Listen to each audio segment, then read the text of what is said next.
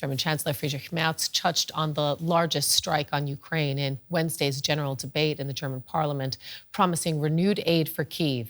He also said that he has no hope left for a diplomatic solution to the conflict. We will continue to help Ukraine, even against the resistance of the political left and the Russia-friendly right here in the House. We will continue this support. And let me make it even clearer. The means of diplomacy have been exhausted. And for more, let's bring in DW Chief Political Editor Michael Kuffner, who's joining us from the German Parliament. What should we make of that statement from the Chancellor?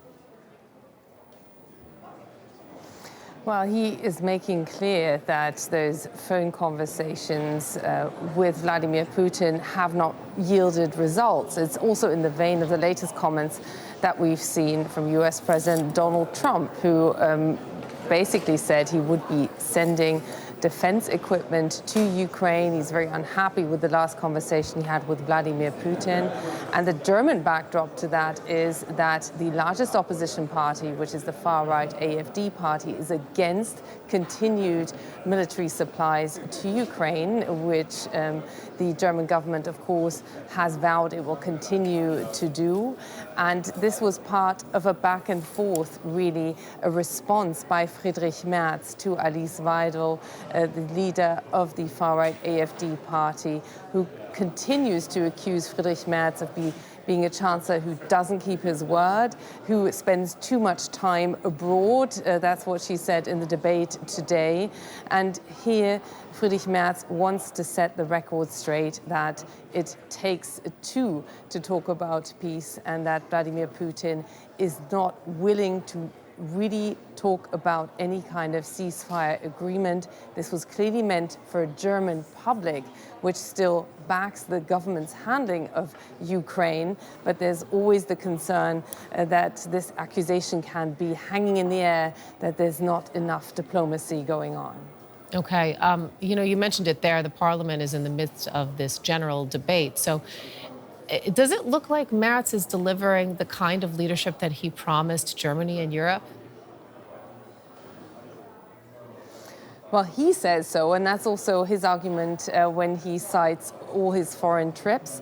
Germany will triple its defense spending by 2029.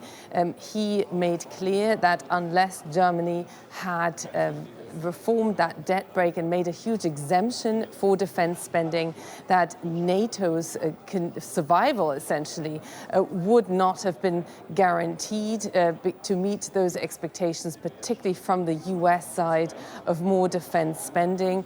All of this was a reply to far-right leader Alice Weidel, who had the first speech in this general debate, which traditionally is really taking stock, although Friedrich Merz, of course, is still within those 100 first days. He's just on day 64 in office as German Chancellor here. His argument is that Germany is taking an increased stance, and that those investments, also in infrastructure that he promised, will now be in the pipeline. Against that, from the opposition, there's criticism that, for instance, lower prices for energy is only for big business and not individual consumers. So Friedrich Merz made clear that talking to foreign leaders as a nation, of an export nation, is also in the interest of the German people. DW's Michael Kuffner, thank you.